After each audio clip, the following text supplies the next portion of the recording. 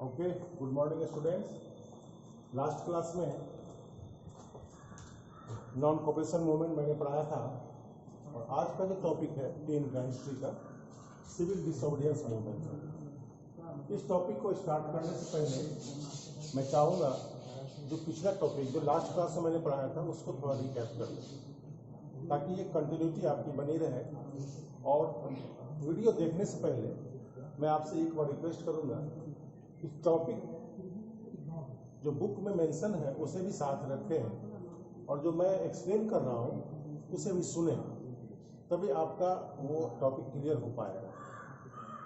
History तो एक ऐसा चैप्टर होता है जो बहुत कम समझ में आता है, फिर भी मैं कोशिश करता हूँ कि आपको मैक्सिमम से मैक्सिमम समझा सकूँ। तो इससे पहले जो चैप्टर था नॉन कोऑपरेशन मूवमेंट था।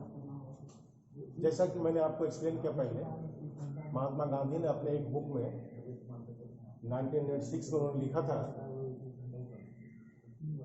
उस बुक का नाम था हिंद स्वराज। उसमें उन्होंने लिखा था कि इंडिया में ब्रिटिश गवर्नमेंट का इस्टेब्लिशमेंट होना, स्प्रेड होना, सेटअप होना due to the cooperation of Indians. हमारे भारतीयों ने उसे फुल्ली सपोर्ट किया, जिसके कारण पूरे देश में वो रूल करने लगे। तो क्यों नहीं हम उन्हें नॉन कोऑपरेट करें, तो एक साल के अंदर ही वो देश छोड़कर चले जाएंगे और हमें फुल इंडिपेंडेंस मिल सकता है। और इसको उन्होंने धरातल पे लाया, स्टार्ट भी किया। पूरे देश में बायकॉट भी हुआ। उसमें था स्कूल कॉलेज का बायकॉट करना, कपड़ों का बायकॉट करना, फॉरेन गुड्स जो इंडिया आते थे उनका बायकॉट करना, और इसका पूरी तरह बायकॉट भी किया गया। मद्रास की एक जस्टिस पार्टी थी, उसको छोड़ दें तो पूरे देश में इस मूवमेंट को बायकॉट किया गया, इस मूवमेंट को चलाया गया। जस्टिस पार्टी जो आपको मद्रास की थी वह नॉन ब्राह्मण पार्टी थी। वह चाहती थी काउंसिल इलेक्शन में पार्टिसिपेट करना। काउंसिल इलेक्शन को भी बायकॉट किया गया था नॉन कोऑपरेशन मूवमेंट। लेकिन जस्टिस पार्टी ने, वो जो नॉन ब्राह्मण पार्टी थे, they wanted to participate in the council election to gain the power. तो ये हुआ इसका। उसके बाद नॉन कोऑपरेशन मूवमेंट में जो कल बताया मैंने, उसमें हमें ये बताना है, जो कल या स्टडी लास्ट क्लास में एक्सप्लेन किया था कि different part of India, in the different part of India, how the different communities took part in the civil disobedience movement. उसमें मैंने बताया था शहरों में, गांवों में प्लांटेशन वर्कर्स और पीजेंट्स ने कैसे पार्टिसिपेट किया था। डिफरेंट वे में सभी ने पार्टिसिपेट किया, लेकिन टाउन में मिडिल क्लास पीपल पार्टिसिपेट किए, लेकिन ये बहुत जल्द ही स्लो डाउन हो गया ये मूवमेंट। इसका रीजन था कि अगर आप बायकॉट करते हैं ब्रिटिश सर्विस का, ब्रिटिश गुड्स का, there must be a substitute. एक सब्स्टिट्यूट होना चाहिए, प्रॉपर सब्स्टिट्यूट एंड टाइमली, समय पर होना चाहिए, जो हमारे देश में वो प्रोवाइड नहीं हो पाया। जैसा मैंने कहा था, बच्चों ने, स्टूडेंट्स ने स्कूल का बायकॉट किया, टीचर्स ने स्कूल का बायकॉट किया, प्रोफेसर्स ने कॉलेज का बायकॉट किया, लॉयर ने कोर्ट का बायकॉट किया, पीपल ने ब्रिटिश मेड गुड्स को यूज करना बंद कर दिया। लेकिन इसकी जगह सब्स्टिट्यूट होना चाहिए था, वो सब्स्टिट्यूट प्रॉपर्ली प्रोवाइड नहीं हुआ और अल्टीमेटली ये सभी अपने पुराने जगह की ओर लौटने लगे। स्टूडेंट्स गवर्नमेंट स्कूल जाने लगे, क्लर्क या ऑफिशियल्स अपने ऑफिस जाने लगे, लॉयर कोर्ट लौटने लगे। पीपुल जो कंज्यूम करने लगे थे खादी बहुत महंगा था, उसके जगह पे वो फिर लौट करके ब्रिटिश मेड गुड्स को यूज करने लगे। और सिविल डिसोबीडियंस मूवमेंट को लास्टली महात्मा गांधी ने विड्रॉ कर लिया। नॉन कोऑपरेशन मूवमेंट को महात्मा गांधी ने विड्रॉ कर लिया फरवरी 1922 में। 1922 में महात्मा गांधी ने नॉन कोऑपरेशन मूवमेंट को विड्रॉ कर लिया। मैंने पहले भी आपको बताया, महात्मा गांधी ने जितने मूवमेंट चलाए, सबको चलाने से पहले वो ये एक्सपेक्ट करते थे the movement should not be violent, हिंसक नहीं होना चाहिए। लेकिन नॉन कॉपरेशन मूवमेंट भी लास्ट में हिंसक हो गया। चौरी चौरा एक यूपी में प्लेस है, वहां पे क्रांतिकारियों ने पुलिस स्टेशन को लूट लिया, कई पुलिस वाले की हत्या कर दी और महात्मा गांधी ने नॉन कॉपरेशन मूवमेंट को विड्रॉ कर दिया और एक तरह से मूवमेंट में पॉज आ गया, रुकावट आ गई। लेकिन देश को आजाद करना था, अगर रुकावट हो जाती तो समझिए एक तरह से ब्रिटिश ये मान लेते कि इंडियंस मूवमेंट को कंटिन्यू नहीं कर पाएंगे और ये अस्थिर हो गए। लेकिन during the non cooperation movement Motilal Nehru और CR दास ने एक पॉलिटिकल पार्टी की फाउंडेशन किया था, स्वराज पार्टी। क्योंकि नॉन कॉपरेशन मूवमेंट से ये फुल्ली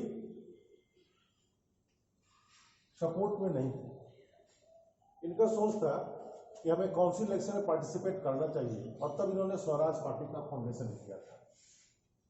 तो नॉन कॉपरेशन मूवमेंट के पॉज होने के बाद, रुकने के बाद, इन्होंने स्वराज पार्टी के अंदर मोबिलिटी बनाकर रखा, मीन्स मूवमेंट कंटिन्यू रखने की कोशिश किया इन्होंने मूवमेंट को। इसके मोटिव्स थे, स्वराज पार्टी के मोटिव्स थे, ये चाहते थे कि to take part in the provincial election. जो प्रोविंशियल इलेक्शन था 1919 के एक्ट में बना गया था प्रोविंशियल इलेक्शन के लिए, उसमें ये चाहते थे पार्टिसिपेट कर गवर्नमेंट के अंदर जा करके काउंसिल में बैठ करके वो आर्गुमेंट करे in the favour of the Indians, और जो काउंसिल में बिल पास होता था उस बिल को, जो बिल इंडियन के इंटरेस्ट के लिए नहीं था, उस बिल का वो अपोज करे। काउंसिल में बैठ कर काउंसिल में के मेंबर बन के और काउंसिल में डिबेट आर्गुमेंट करें जो बिल इंडियन के सपोर्ट में नहीं था।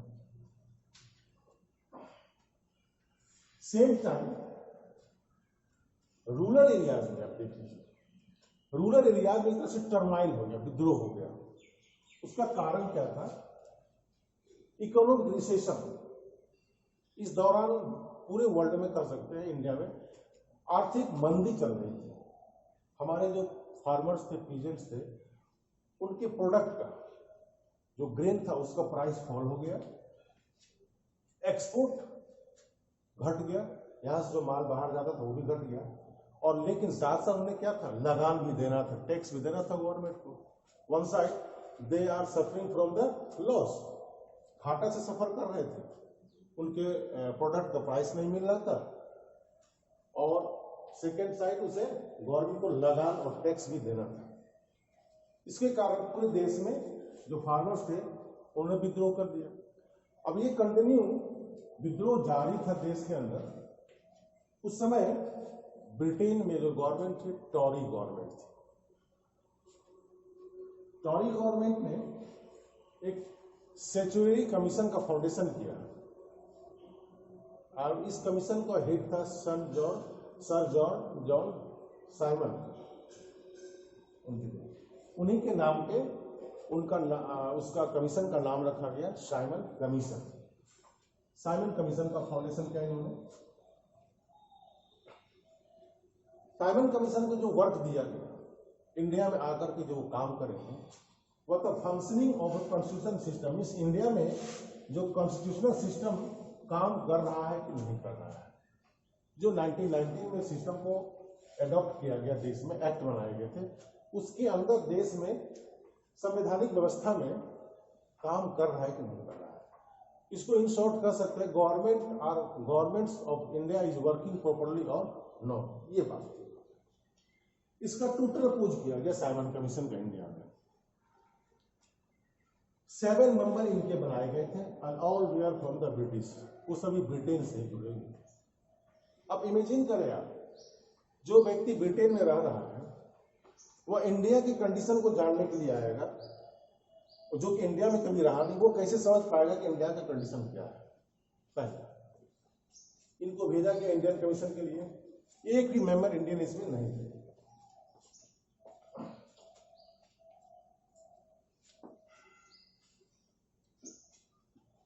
और साइमन कमीशन को चेक करना था सेम टाइम इस समय जो देश में एक्टिविटी हो रही थी उसको लेकर, नॉन कॉपरेशन मूवमेंट और सिविल डिसऑर्डर मूवमेंट जो देश में चल रहा था, या फिर देश के अंदर टर्माइल था, विद्रोह था, इस पर उसको चेक करना था।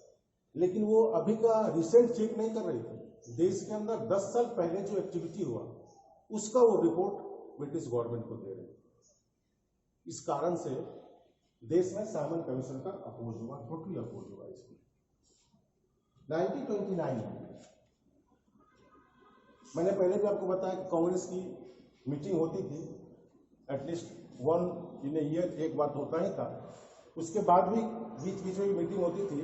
1929 में लाहौर में कांग्रेस की मीटिंग हुई और इसकी प्रेसिडेंट, इसका पार्टी उस समय जो मीटिंग थी उसके प्रेसिडेंट थे जवाहरलाल नेहरू। जवाहरलाल नेहरू की अध्यक्षता में मीटिंग हुआ कांग्रेस का। उसके पहले जो हमारे देश में डोमिनियन स्टेटस दे दिया गया था या फिर कहें स्वराज देने की बात हुई थी, तो मीटिंग में सभी लोगों ने, कांग्रेस के सभी मेंबर ने एडॉप्ट किया कि मुझे पूर्ण स्वराज चाहिए, स्वराज नहीं चाहिए, पूर्ण स्वराज, जिसे आप कह सकते हैं फुल इंडिपेंडेंस चाहिए। ये मीटिंग में पास किया गया और 1929 से लाहौर के सेशन से वहां डिसाइड किया गया कि 26 जनवरी को हर साल हम इंडिपेंडेंस डे के रूप में मनाएंगे। 26 जनवरी, उसके बाद 1930, 31, 32 कंटिन्यू करते हुए 1947 तक 26 जनवरी को भारतीयों ने इंडिपेंडेंस डे के रूप में मनाया। अपने घरों पे झंडे लहराते थे। उसी साल 1929 में हमारे देश का नेशनल फ्लैग को भी अडॉप्ट किया गया, पास किया गया, और उस झंडे को हमारे देश के क्रांतिकारी या फिर कॉमन पीपल अपने घरों पे लहराते थे। 26 जनवरी को वो इंडिपेंडेंस डे के रूप में मनाते थे। लेकिन हमें आज़ादी मिली 15 अगस्त 1947 को। अब ये दो बातें यहाँ पे हैं। 26 जनवरी को हम लगातार 10 या 15 साल तक इंडिपेंडेंस डे के रूप में मनाते चले आ रहे हैं और आज़ादी मिली हमें 15 अगस्त को। दोनों डेट इंपॉर्टेंट हमारे लिए है, इस दोनों डेट को याद भी रखना है। तो 15 अगस्त को हमें आज़ादी के दिन मनाते हैं, इंडिपेंडेंस डे मनाते हैं, और 26 जनवरी को इस डेट को भी इमेमोरेबल बनाने के लिए 26 जनवरी को हमारे देश का संविधान को इम्प्लीमेंट कर दिया गया। और तब इसके पीछे यही कारण है कि 26 जनवरी को हम लोग रिपब्लिक डे के रूप में मनाते हैं। ओके, आप इसको देखें वीडियो को, लेकिन बुक भी सामने रखें और इससे पहले का जो मैंने टॉपिक आपको पढ़ाया उसको भी रिकैप करें, तभी आपको अच्छी तरह समझ में आएगी। Okay, thank you.